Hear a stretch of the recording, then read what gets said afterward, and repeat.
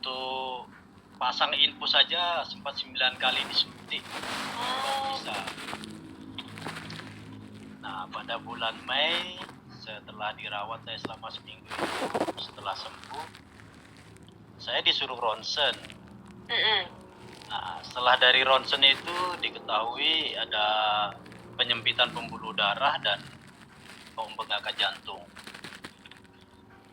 Nah, karena di Rumah Sakit Kartika Husada Pontianak tidak ada alat untuk tindakan selanjutnya, saya dirujuk ke Rumah Sakit Sudarso.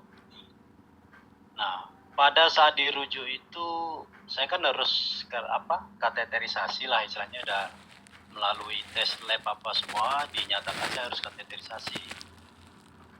Nah, pada saat jadwal itu rupanya bukan hanya jantung aja yang ada di saya, Mbak. Wah.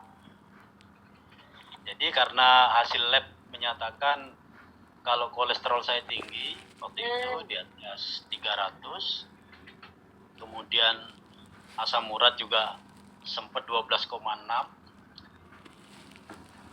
kemudian juga asam lambung tinggi, dan yang paling penting tidak bisa dilakukan kateterisasi karena ginjal saya kreatininnya tinggi. Nah, jadi langsung datangnya barengan gitu ya, Pak? Alhamdulillah diborong, Mbak. Nah, setelah ketahuan dari hasil lab itu kan karena kreatinin saya tinggi, waktu pertama cek itu sempat 1,67.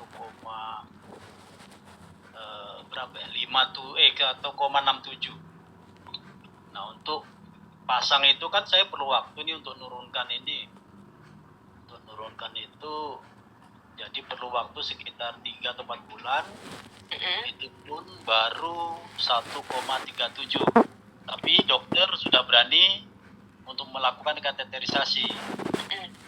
Sehingga di bulan Oktober 2023 saya dilakukan kateterisasi untuk pasang ring, dan dia sempat 1 malam nginap, kemudian besoknya dilakukan tindakan, dan ternyata hasilnya gagal, Mbak. Oh, gagal ya, Pak? Ya, hasilnya gagal karena ada 6 titik sumbatan. Ya, pertama ada yang 100%, kemudian 99%, ada 90%, 90, 80, dan 30. Nah, karena hasil seperti itu, sama dokter saya harus dilakukan bypass. Nah, pada saat persiapan bypass ini kan banyak sekali, Pak. Harus gigi harus rapi, semuanya harus bersih lah istilahnya. Kreatinin apa semuanya harus rapi lah. Nah, dalam perjalanan waktu saya dapat jadwal untuk bypass itu September 2024. Nah, kan itu kurang lebih hampir setahun saya dapat jadwalnya. Nah, pada bulan Mei juga, bulan Juli maksud saya, pada bulan Juli 2024 saya awalnya bukan jantung sih waktu dirawat itu, leukosit saya rendah sehingga kondisi saya sangat lemah. Nah, setelah 2 malam dirawat, malam ketiga saya kena serangan jantung di rumah sakit. Apa kita boleh sambil tampilin videonya kali ya, Pak? Boleh, Bang. Boleh, Bang. Bentar ya, Pak. Oke, Bapak boleh sambil cerita dulu? Boleh dilanjut. Oke, Pak. Karena saya kena serangan itu, kemudian masuk ke ICVCU. Lebih selama 9 hari saya di ICVCU, Pak. Nah, itu yang masih pakai pakaian itu waktu pemasangan ring yang gagal, Pak. Yang masih ini ya, Pak? Iya, nah itu pasang ring waktu itu gagal. Kemudian kalau yang sebelah itu yang nggak pakai baju itu yang masuk ke ruang ICVCU-nya. Oh.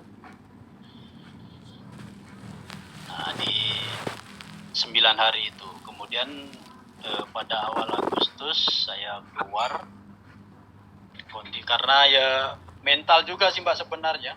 Karena dengar mau bypass tadi, mental saya hancur. Terus terang aja. Karena setiap kontrol ke dokter, ketemu kawan cerita bahwa bypass itu begini. Ada yang bilang 3 jam setelah operasi sadar. Ada juga ketemu lagi 3 hari sadar. Ada juga yang sempat bilang 2 minggu Pak saya baru sadar. Pas kebetulan ketemu juga sama ibu kepala sekolah di Jeruju. Dia 2 bulan malah baru sadar Mbak.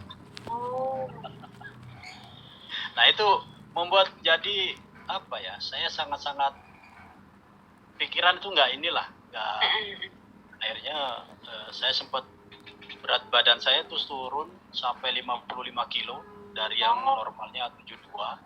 Wow.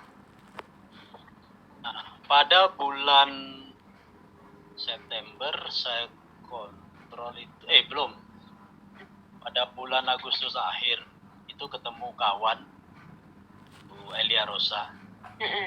Nah, saya dikenalkan sate gitu. Coba kamu konsumsi ini. Saya pun dalam hati bertanya, sate apa sih sate?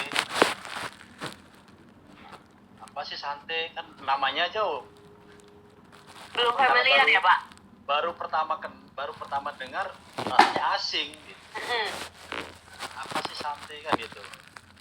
Jadi ya udah kamu nanti ikut kegiatan lah, ada SPP di Golden Tulip pada tanggal 22 September kalau nggak salah saya. Saya ikut, memang kondisi saya memang sudah agak lumayan sih, tapi masih lemes lah. Untuk naik tangga aja pun saya ngos-ngosan, apalagi kalau jalan kaki apa itu 100 meter, 200 meter itu pun napasnya udah tersengal-sengal.